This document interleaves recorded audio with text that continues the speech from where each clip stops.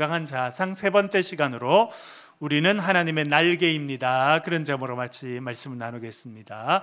우리 한번 따라해 볼게요. 우리는 하나님의 날개입니다. 사진을 하나 보여드리겠습니다. 사진을 보면서 어떤 일을 하는 사람일지 한번 맞춰보시길 바랍니다. 사진 보이시죠? 인상이 어떤가요? 코가 아주 크죠? 예. 뭐 하는 사람일 것 같습니까? 음악가. 또요? 예, 이것만 봐서는 잘 모르겠죠. 그래서 사진 하나 더 보여드릴게요. 뭐 하는 사람 같아 보입니까? 손에 뭘 들고 있어요? 뭐 하는 사람일까요? 글을 쓰는 작가입니다. 예, 그럼 내려주시고요. 이 보여드리는 사람의 이름은 한스 크리스찬 안데르센입니다. 안데르센 들어보셨죠? 그는 어린이들을 위한 소설을 쓰는 작가입니다. 성냥팔이 소녀, 인어공주, 다 이 사람의 작품입니다. 이 사람의 작품은 전 세계적으로 유명해서 125개 언어로 번역이 됐답니다. 그러니까 아동 작가로서는 역사에서 가장 유명한 사람 중에 한 명이 이 안데르센입니다. 이 사람이 쓴 유명한 작품이 또 있습니다. 그림을 보여드릴 테니까 여러분 제목을 한번 맞춰보십시오. 뭘까요? 뭘까요? 미운 오리 새끼. 예, 그렇게 한 마리가 보이죠 지금. 예, 내려주시고요. 이 작품은 1843년 그가 발표한 미운 오리 새끼, 우리나라 말로 그렇게 번역이 됐는데 이제 영어로는 Ugly Duckling입니다. Duckling은 이제 새끼, 애기 오리를 이야기하는데 Ugly는 엄청 볼품없고 못생겼다 이런 뜻을 갖고 있습니다. 엄마 오리가 알을 낳습니다. 시간이 지나니까 알이 탁탁탁탁 깨져가지고 병아리들이 나온 거예요. 오리 새끼들이 나온 겁니다. 여러분, 오리 새끼 무슨 색깔입니까? 어릴 때는 노란색, 너무 예쁜 노란색 그런 오리 새끼들이 쭉 있는데 그 중에 한 마리를 보니까 짙은 회색이 있는 거예요. 색깔도 다르고 생긴 것도 다르고 또 등치는 또 커요. 그래서 미움을 받습니다. 다르게 생겼어, 못생겼어, 색깔이 달라서. 그 아이가 미운 오리 새끼입니다. 놀림감이 됩니다. 그래서 왜 나는 이렇게 못생기고 왜 나는 사람들에게 이렇게 친구들에게 미움을 받을까 생각하고 그가 물에 비친 자기의 모습을 봅니다. 그림을 하나 더 보여드릴게요. 뭐 하고 있어요? 물에 비친 자기의 모습을 보고 눈물을 흘리는 그런 모습입니다. 내려주시고요. 미움을 받았어요. 동기간에도 미움을 받았는데 드디어 급기야는 이 엄마 오리도 야! 너 우리 집에서 좀 나가면 좋겠다. 그래서 집을 떠나게 됩니다. 방황하다가 시골에 있는 한 한적한 집에 쓱 보니까 할머니 혼자 살아요. 들어갔더니 할머니가 이 미운 오리 새끼를 환영해 줍니다. 그런데 문제는 뭐냐면 할머니는 좋아하지만 이 집에 있는 닭이 있고 고양이가 있는데 또 얘를 싫어하는 거예요. 닭이 와서 막 부리로 쫓고 고양이가 와서 괴롭히고 할 수 없이 또 집을 떠나게 됩니다. 그렇게 오래 방황하다가 호수를 발견합니다. 호수 가운데 보니까 아주 화려하고 예쁜 백조들이 있는 거예요. 야, 나도 저 백조들한테 좀 가보고 싶다. 근데 마음속으로 뭐가 있냐면 야, 백조가 너 싫다고 부리로 너를 쫓을 거야. 그런 마음이 드는 거예요. 그렇게 하더라도 뭐 죽더라도 한번 가봐야지 하고 가보게 됩니다. 그래서 조심조심해서 백조들이 있는 곳에 가게 됐는데 백조들이 갑자기 엄청 환영하는 거예요. 야, 또 다른 예쁜 백조가 왔다. 그러면서 막 환영하는 거예요. 그때 이 미운 오리 새끼는 다시 한번 물에 비친 자기의 모습을 보게 됩니다. 그 물에 비친 자기의 모습은 어떤 모습이었습니까? 하얀 깃털이 있는 너무나 우아하고 아름다운 백조의 모습이었습니다. 날개를 쭉 폈습니다. 그리고 하늘로 힘차게 날아올랐다라고 하는 이야기입니다. 이 이야기는 아직도 전 세계 많은 사람들에게 사랑을 받고 있습니다. 여러분들도 한번 읽어보셨죠? 들어보셨죠? 저도 아이들이 어릴 때 이 이야기를 많이 읽어줬거든요. 저희 애들한테. 왜 그랬을까요? 이 주인공의 모습에서 나를 발견하기 때문에 그렇습니다. 모든 사람들은 다 행복하길 바랍니다. 그렇게 살길 바랍니다. 우리도 마찬가지죠. 여러분, 여기 있는 분들도 다 우리가 행복하고 살길 바랍니다. 그런데 행복하려면 꼭 필요한 것이 있습니다. 그것이 무엇입니까? 건강한 자아상입니다. 자아상은 물에 비친 백조가 자기의 모습을 보는 것과 같습니다. 한 사람이 자기 자신을 어떻게 인식하고 자기 자신을 어떻게 평가하느냐라고 하는 것이 자아상입니다. 영어로는 셀프 이미지입니다. 어떤 이미지를 자기가 갖고 있느냐라고 하는 것입니다. 어떤 사람은 자기를 긍정적으로 평가합니다. 여러분, 오늘 아침에 세수하셨죠? 세수 안 하고 오셨습니까? 머리도 감고 세수도 하고 오셨죠? 저도 주일 아침마다 샤워를 합니다. 그리고 머리를 이렇게 다듬으면서 거울을 보죠. 여러분, 거울 보면서 여러분 어떤 마음이 듭니까?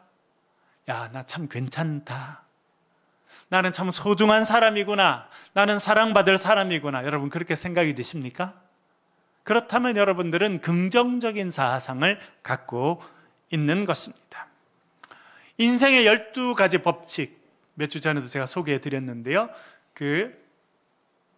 조던 피터슨 박사는 이 바닷가재와 인간은 비슷한 면이 많다, 그렇게 이야기했습니다. 긍정적인 자아상을 가진 사람은 마치 싸움에서 이긴 바닷가재와 같다는 겁니다.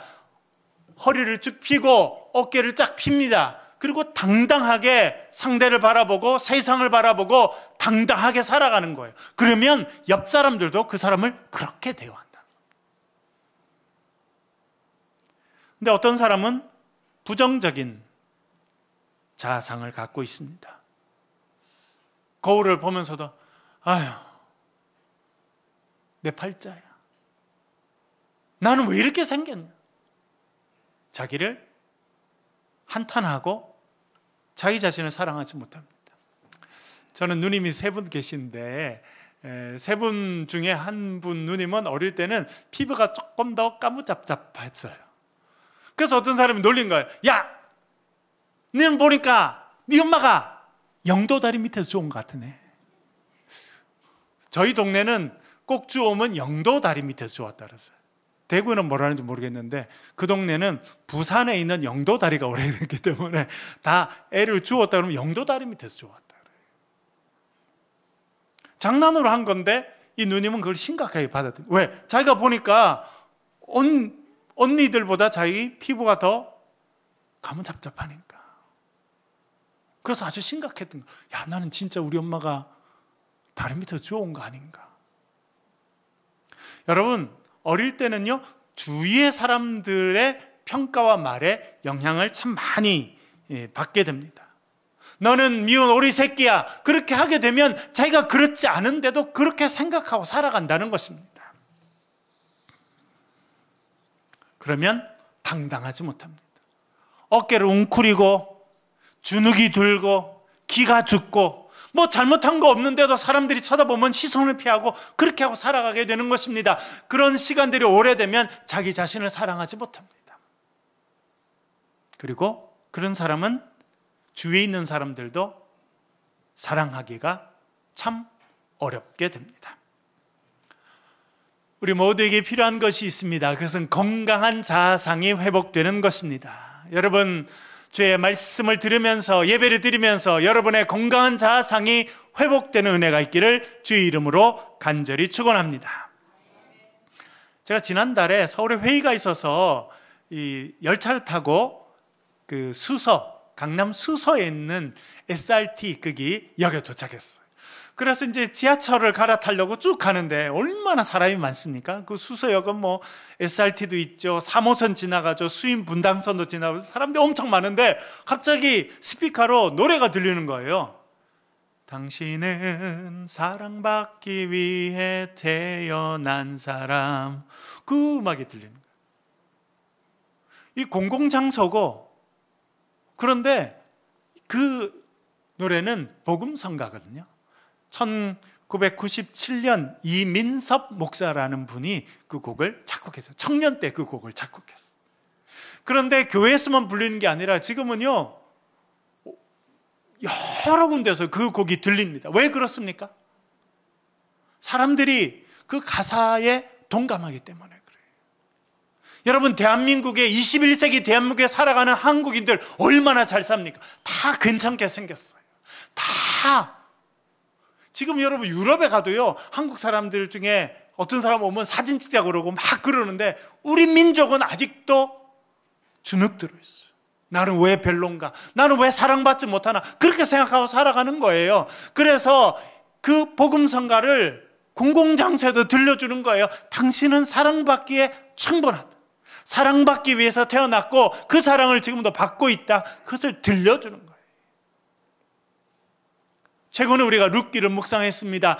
룻기가 말하는 게 그겁니다. 당신은 충분히 사랑받을 만한 존재입니다 라고 하는 것을 알려주는 거예요. 그게 룻기가 말하는 것입니다. 룻기에는 3명의 중요한 사람이 나옵니다. 첫 번째 누구입니까? 나오미가 나옵니다. 두 번째는 모압 여자인 룻이 나오고 세 번째는 보아스가 등장합니다. 나오미, 이름의 뜻이 무엇입니까? 나오미, 기쁨, 희락이라는 뜻이에요.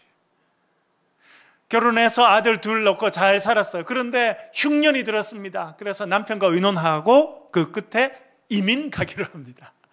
여러분, 혹시 이민 가고 싶으신가요? 지금은 한국 사람 중에 이민 가고 싶은 사람이 별로 없어요. 그런데 70년대, 80년대는 좀 한국에 잘 나가던 사람들이 다 미국에 이민 가고 싶어 했어요. 저도 미국에서 한 10년 정도 유학생활하고 또 목회를 하면서 이민 오신 분들, 많은 분들을 만났습니다. 그 중에 잘 사는 사람도 있어요. 그러나 많은 분들은요, 목사님, 이럴 줄 알았으면 미국 안 올 걸 그랬어요. 여러분 보셨죠? 지금 이제 트럼프 대통령이 돼서 체류 신분이 없는 사람을 붙잡아서 군용기에 태워서 지금 쫓아보내고 있는데, 우리나라 사람 중에 미국에 살고 있는 사람 15만 명이 지금 대상입니다. 15만 명이 걸리면 쫓겨날 위기에 있는 거예요. 얼마나 심각한 상황입니까? 이민 갔어. 처음에는 되게 잘 사는 것 같았습니다만 금방 불행이 찾아옵니다. 남편 엘리멜렉이 죽습니다. 슬펐는데 그래도 희망이 생겨서, 왜냐하면 아들들이 괜찮은 며느리들 데리고 온 거예요. 그래서 첫째 아들도 결혼하고 둘째 아들도 결혼하고 잠깐 희망이 생겼어요. 그런데 더 큰 불행이 찾아옵니다. 첫째 아들과 둘째 아들이 차례로 죽습니다. 낯설고 물선 이방 땅 모압 땅에 갔는데 거기서 남편도 죽고 아들 둘도 다 죽고 본인도 과부가 되고 이 며느리 둘 다 남겨진 과부가 됐습니다. 그래서 나오미는 자기 이름을 스스로 바꿉니다. 뭐라고 바꿉니까? 마라라고 바꿉니다. 마라 뜻이 뭡니까 여러분? 쓰다는 겁니다. 나는 인생의 쓴맛을 본 사람이고 쓰디 쓴 인생을 살아가는 인생이다. 나를 기쁨이라고 희락이라고 나옴이라고 부르지 말고 나를 이제 쓰디 쓴 인생 마라라고 부르라. 그렇게 이야기합니다. 자기는 사랑받지 못하는 여자다라고 스스로 그렇게 생각한 거예요. 하나님은 그런 나오미를 불쌍히 여겨주십니다. 그래서 누굴 붙여주십니까? 모압 며느리인 룻을 보내주십니다. 어머니, 저는 어머니 따라갈게. 아니다. 너 가서 새로운 남자 만나서 새로운 가정이 이루어서 너도 사랑받고 살아야지. 너 아직 젊은데 왜 그러냐? 아니에요, 어머니.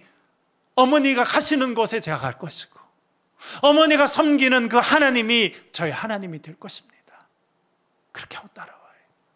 여러분, 우리가 사람으로 인해서 상처받기도 하지만 하나님께서 준비하신 사람으로 인해서 우리 인생에 위로가 있다는 것을 기억하시길 바랍니다. 올 한 해는 또한 그런 위로를 여러분들이 체험하시길 주의 이름으로 간절히 축원합니다. 그래서 나오미가 며느리 손을 잡고 고향으로 돌아왔어요. 그렇게 결단하고 돌아왔지만 인생에 바뀌는 건 별로 없습니다. 먹을 게 없어요.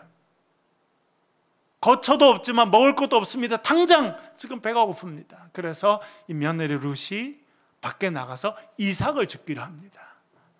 여러분, 이삭 주워 보셨습니까? 저는 시골에 가서 겨울에 아이들이 할 일이 별로 없잖아요, 시골 애들은. 그러면 겨울에 애들이 시골에 이렇게 애들이 아침밥 먹고 모여가지고 뭐 하냐면 논에 다니면서 이삭을 이렇게 줍는 거예요. 그리고는 모닥불 피워가지고 이렇게 그러니까 재미로 이렇게 그걸 이렇게 불에 올리면 탁탁 이렇게 해서 이게 팝콘처럼 이렇게 되거든요. 그래서 제가 이삭 줍는 이야기만 하면 저는 늘 그 생각이 나요.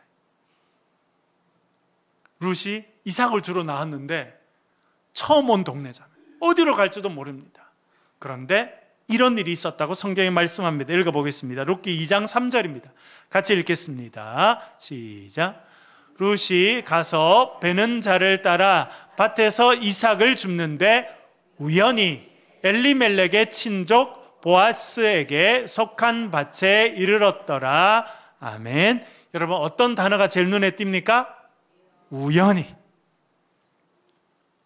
자기가 어디 가는지도 모릅니다. 그리고 저쪽에 보니까 여러 군데 지금 이제 타작을 하고 있으니까 그 중에 하나 간 거예요. 우연히 갔는데 그 밭이 누구 밭이었다는 겁니까? 보아스 밭이었다는 것입니다. 여러분, 우리의 삶에 우연은 없습니다. 하나님의 섭리만 있을 뿐입니다. 그것을 믿는 사람들이 신앙이니, 우연히 일어난 것 같았지만 하나님은 우연이라고 하는 이름으로 일어나는 일을 통해서 우리를 구원의 길로 인도해 주시는 분이신 줄 믿습니다. 그래서 우연히 가서 이삭을 주었는데 그 밭 주인이 보아스라고 하는 사람입니다. 여러분, 보아스는 누구 아들입니까? 보아스 누구 아들이에요? 엄마가 중요합니다. 저는 아빠지만 아빠보다 자녀 교육에는 엄마가 더 중요해요. 그래서 이스라엘 백성들은 아빠가 유대인이야 유대인입니까? 엄마가 유대인이야 유대인입니까? 아빠는 별 필요 없어요. 엄마가 유대인이면 지금도 그 아이는 유대인이에요. 지금도 그렇습니다. 왜? 아이들 교육에 엄마가 절대적인 영향을 미친다는 것을 알기 때문에 그렇습니다. 보아스의 엄마는 누구였습니까? 라합이었습니다. 여리고에 살던 가나안 족속이었어요. 가나안 여인이었고 그 여인은 또 기생이었습니다. 그 당시 몸을 파는 여인이었다는 겁니다. 그런 사람이 하나님의 은혜를 입게 되었어요. 살몬이라고 하는 아주 훌륭한 남자를 만나게 됐습니다. 거기서 난 아이가 보아스입니다. 그러니까 보아스는 어릴 때부터 이방 여인에 대해서 어떻게 생각했겠습니까? 긍정적인 생각이 많았죠. 여기 많은 남자분들이 결혼하셨는데 결혼할 때쯤 딱 마음에 든다, 나는 저 사람은 결혼해야지 하면 그 여인은 누굴 닮았을 가능성이 많습니까? 자기 엄마를 닮았을 가능성이 많습니다. 그런 보아스, 이방 여인에 대해서 긍정적인 마음이 있고 또 훌륭한 인격을 가졌어요. 또 재산도 많았습니다. 재산 많으면서도 훌륭한 인격 갖기는 참 쉽지 않습니다. 그런데 그런 재산이 많았고 훌륭한 인격을 가졌고 열린 마음이 있었습니다. 그 사람이 이제 자기 밭에 이삭을 주러 온 모압 여인 룻을 만나게 된 것입니다. 그리고 이렇게 축복하며 말합니다. 2장 11절 12절 읽어보겠습니다. 같이 읽겠습니다. 시작. 보아스가 그에게 대답하여 이르되 내 남편이 죽은 후로 내가 시어머니에게 행한 모든 것과 내 부모와 고국을 떠나 전에 알지 못하던 백성에게로 온 일이 내게 분명히 알려졌느니라.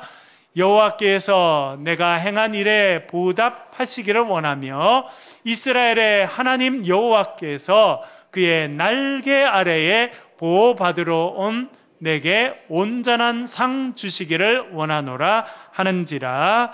아멘. 좋은 소식을 들었어. 안 그래도 이방 여인에 대해서 좋은 마음을 갖고 있는 보아스인데 이 룻이라는 여인이 얼마나 훌륭한지, 홀로 된 시어머니를 버리지 않고 와서 복양하려고 하고 믿음을 가진 그런 여인이라는 좋은 이야기를 듣습니다. 그래서 그 여인에게 은혜를 베풀어 주면서 이렇게 말합니다.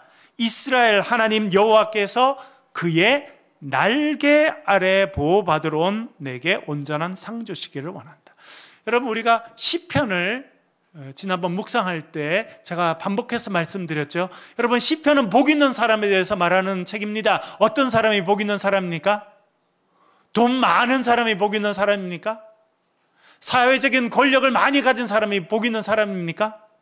어떤 사람이 복 있는 사람이라고 시편을 말합니까? 여호와의 날개 아래에 피하는 자가 복 있는 자다. 그렇게 이야기했어요. 이 보아스가 그렇게 이야기하는 겁니다. 여호와의 날개 아래 보호받으러 온 너를 하나님께서 상 주시길 원하신다. 여러분, 어렵고 힘든 사람에게 여러분들도 이렇게 축복하는 올 한 해가 되시길 간절히 바랍니다. 여기 중요한 단어가 있습니다. 날개라는 그런 단어입니다. 카나프라고 하는 단어입니다. 카나프, 날개.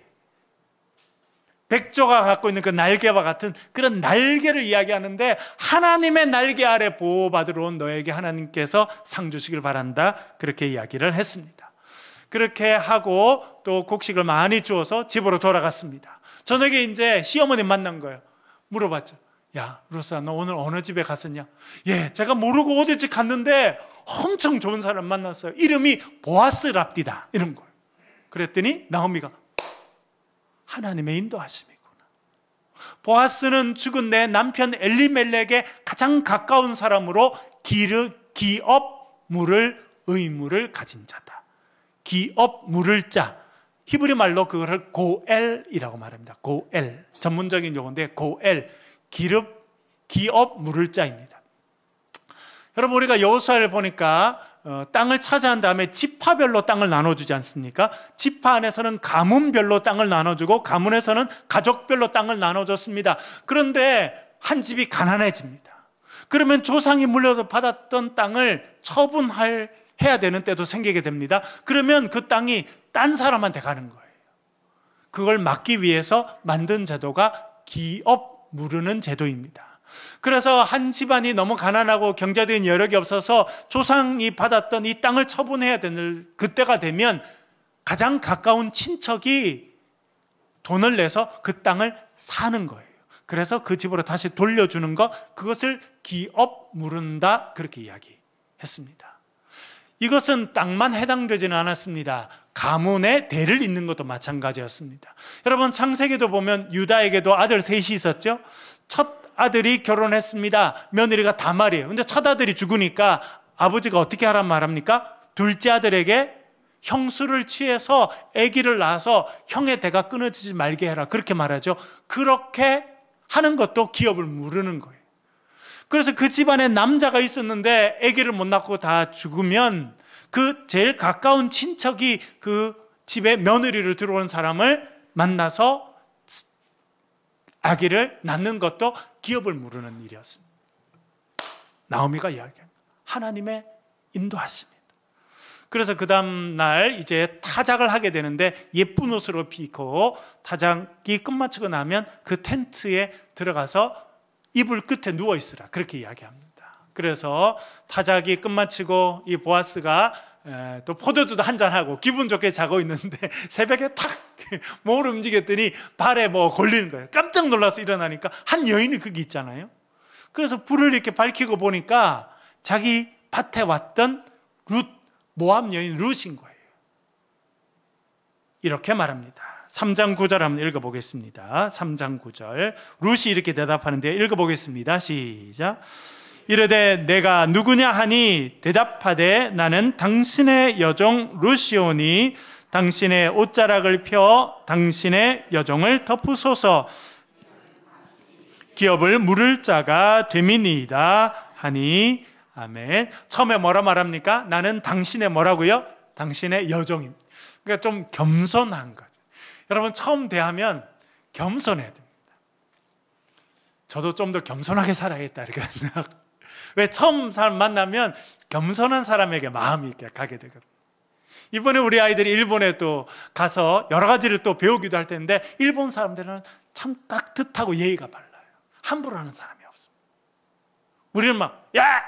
큰 소리도 치고 이러는데 그런 사람 아무도 없어요. 목욕탕 제가 대중 목욕탕 가봤거든요. 일본에. 사람들이 어떻게 물을 할까요? 우리처럼 물 펼쳐 아무도 없어요. 물을 어깨 위에 조금 올려서 이렇게 옆 사람은 안 튀도록 예의를 지키는. 떠드는 사람도 없어요. 당신의 여종입니다. 자기를 낮추는 일이기도 하지만 여러분 여기엔 또 다른 의미가 있어요. 그건 뭡니까? 나는 여종입니다. 그래서 주인의 은혜가 필요합니다. 그 이야기가 들어있는 거예요. 또 이렇게 이야기합니다. 뭐라 말합니까? 나는 당신의 여종이니 당신의 옷자락을 펴서 나를 덮어주십시오. 여기 옷자락이라는 단어가 어떤 단어라는 겁니까? 카나프라고 하는 히브리어가 똑같이 쓰였습니다. 이것은 그가 우리 2장 12절에 보아스가 여호와의 날개 아래 피하러 온 너에게 하나님께서 상 주시길 바란다 할 때 그 날개라고 하는 단어가 카나프인데 여기도 똑같은 단어가 쓰였는데 우리말로는 그것을 옷자락이라고 번역했을 뿐입니다. 이렇게 이야기하는 거예요. 보아스, 당신은 나에게 축복해 주셨죠? 하나님의 날개 아래 보호받기 위해서 피하러 온 너에게 하나님께서 복 주시길 바란다. 하나님께서 당신을 날개로 부르셨습니다. 그러니 당신의 날개, 그 옷자락을 펴서 저를 덮어주십시오. 아마 보아스가 깜짝 놀랐을 것 같아요. 왜? 자기가 썼던 단어, 중요한 단어를 이 여인이 똑같이 쓰잖아요. 그리고 보아스는 자기의 사명을 깨닫게 됩니다. 아,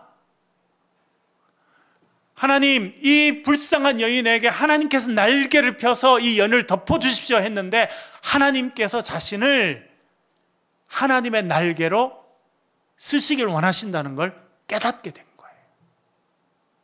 얼마나 놀라운 일입니다. 자기가 그동안 생각하지 못했던 사명을 알게 된 것입니다. 하나님이 뭘 원하시는지를 이 룻을 통해서 그가 알게 된 것입니다. 그래서 오늘 뒤에 읽어보니까 뭐라 말합니까? 내가 네가 말한 것처럼 할 것이다.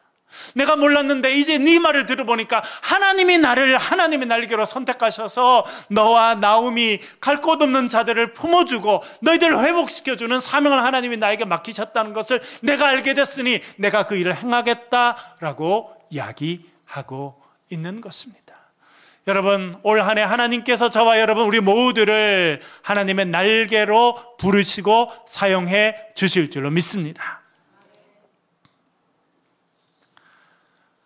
처음에 미운 오리 새끼 이야기 말씀드렸죠. 사실 그 미운 오리 새끼는 안데르센 자신입니다. 안데르센은 11살 때 아버지가 죽습니다. 안 그래도 가난한 집이었는데 11살 때 아버지가 돌아가시고 얼마 안 돼 엄마가 재혼합니다. 그래서 부모님 사랑을 받지 못해요. 그래서 재봉틀 배우는 데 가서 재봉틀도 배우고 그렇게 시간을 보내게 됩니다. 그리고 10대 후반이 됐어야 누군가의 큰 도움을 얻어서 문법 학교라고 하는 데에 가서 이제 글을 배우는, 글을 쓰는 걸 합니다. 그는 글 쓰는 걸 좋아해서 글을 잘 썼는데 딱 내면 애들이 다 비웃는 거예요. 일단 문법이 틀립니다. 어릴 때부터 좋은 교육을 받지 못해서 철자도 틀리고 표현도 엉망이에요. 그리고 같은 동급생은 자신보다 6살 어렸습니다. 그는 키가 아주 크고 삐쩍 마른 사람이었는데 어린 동급생들로부터 놀림을 많이 받았습니다. 그래서 그는 미운 오리 새끼라고 하는 그것을 쓰면서 자신의 이야기를 담아낸 것입니다. 여러분, 세상이 뭐라고 말하든지 하나님은 우리를 하나님의 날개로 부르시고 우리를 통해서 놀라운 일을 이루시길 원하십니다. 하나님 이 부르심을 기억하고 살아가는 저와 여러분 되시길 주의 이름으로 간절히 축원합니다.